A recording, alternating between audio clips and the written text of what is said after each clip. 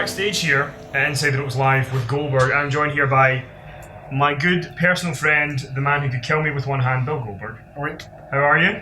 Good. I'm getting hungry though, so you are getting hungry. Your life's coming to an end soon. We're going to make this quick. But no, so we talked tonight a lot about your career and about what you've done so far. I like to say so far because I don't know what you've done. But something I want to ask you about, because I was there, is the WWE Hall of Fame this year. Mm-hmm. And you're in the building. You're there as a fan. You're there 4 hours. And you've got all the guys who are there who eventually have to leave because they have to go and do other things, or whatever. And does it have to be the controversial question, like right off the bat? Like you're gonna go for, hey, how do you feel about the guys leaving when you're doing your speech? Well, no, it's more about seriously. It's not about that. It's more. Don't be like everybody else. What I was going to ask you was, do you with the Hall of Fame, you were the headline guy in there, and you were the one guy people cared about going in, and now that you're in there, just get to the point. Do you think that with Hall of Fame, because I remember Shawn Michaels had said something before. Get to the point. Do you think Hall of Fame means you have to not have another match, or do you think it means that it's just a part of your career? Where do you put Hall of Fame as a point on a career? First and foremost, I went to Vince and I told him my impression of the Hall of Fame and what should happen, and what happened the night before. And I don't think it's a justice to the people being inducted. I don't think it's justice to the fans that sit there for 4 hours. I think it needs to be changed completely, right up on its head. I don't care what anybody says, and I don't care if the person who puts it together thinks I'm full of shit. It needs to be changed because it sucks. Okay?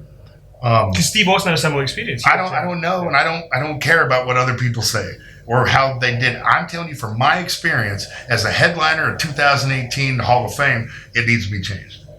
And when you went out the next night at WrestleMania, because that experience the year before, you'd been in the headline match at Universal title with Brock Lesnar, now you're the headline guy in the Hall of Fame. Was that still part of that kind of happiness of, you guys are now kind of reunited, there's a good feeling, fans are behind you for a current run as well? Well, that's a tough question because, I went up to Vince and I told him, I'm not going to tell you everything I tell Vince, but let's just say that me standing there after I was done with the Hall of Fame on a Monday Night Raw is like being on the sidelines when you're still able to play and watching people.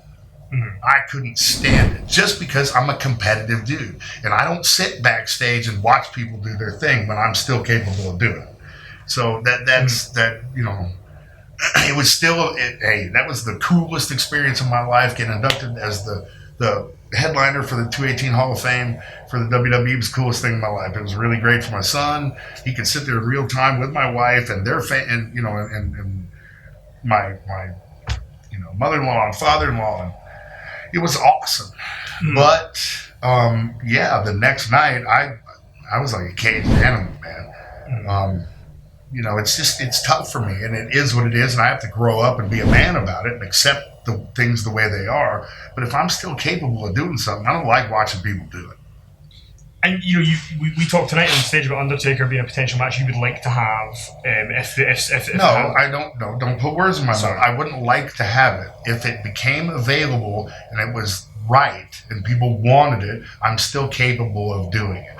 Because once I sit here and say it's a match I'd like to have, it means that I'm asking for it. I'm not asking for anything. I'm just saying if the cards fell right, I wouldn't say no. How cool was it to see Goldberg and the Undertaker square off one time? I don't know why he's having casket matches with Rusev and Triple H in Melbourne. There's another match he needs to have. But talk a little bit about that, because he's one of the guys that you had said before in interviews, you were like, I want to face him. Yeah, I've been friends with Taker, Mark, and Calloway for 100 years. I knew Mark when he was bouncing in Atlanta when I was playing football with the Falcons. Or at Georgia, not the Falcons. And he and I have been friends, acquaintances for a long time. And I've always looked up to him, and he's Taker, period. What he's meant to the wrestling business, to WWF, to WWE, to all the kids and fans out, man, he's a legend. And anytime you're around the guy or in the ring, or you're lucky enough to be in the ring with the guy, it's cool as hell.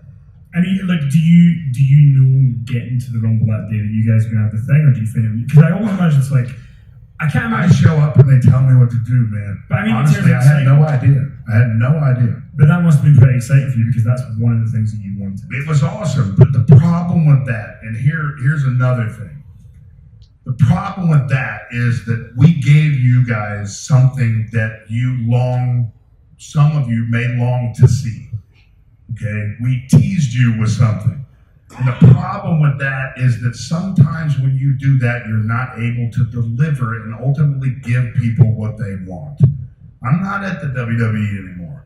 And we never had an opportunity other than that stare down to look at each other in the ring, in that setting. And so, I mean, it's probably never going to happen. And I'm not saying that just because, I'm setting you guys up to knock one out of the park. And I'm not sitting here going, man, I can't wait till Vince calls me so I can kick Taker's ass.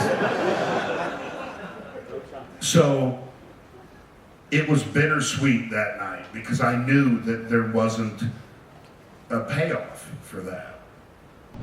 Genuinely terrify me, but in the best possible way. Thank you very much. I love you to death, man. I do. I enjoy doing all your shows.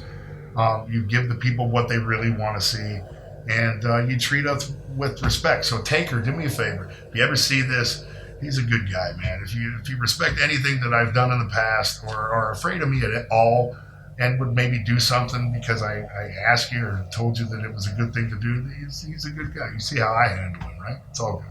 I want to say on camera though, one last thing. Like you really have been the coolest guy to us, and I appreciate it very much. And I think sometimes you talked a little bit at the stage where you take yourself too seriously, but it worked. Do you know with what you know what? You know what? Forget anything about success, or for a human being to tell me that as a group I've risen to the top in one way or another, and especially because of me being a good human being, I can't thank you enough. I couldn't get a bigger compliment. Those are the things that as a human being I strive for. Not to be good at something, it's to be respected at something. And I just try to treat people the way I want to be treated, man. And that's simply it. And like I said, I love you guys to death. You've treated me with nothing but respect, so why wouldn't I in turn do the same for you? Well, this is our 4th show. It's not our last. It's number 4. Thank you again. It's an honor and a privilege, man. We'll be back soon. Do not cut things up and put them in the internet. It's bad. Stop it. Or I'll kill you. People on the freaking internet, they turn everything around. And tomorrow, there's going to be a stupid ad in the wrestling something that says Goldberg wants a match with so-and-so. Bull.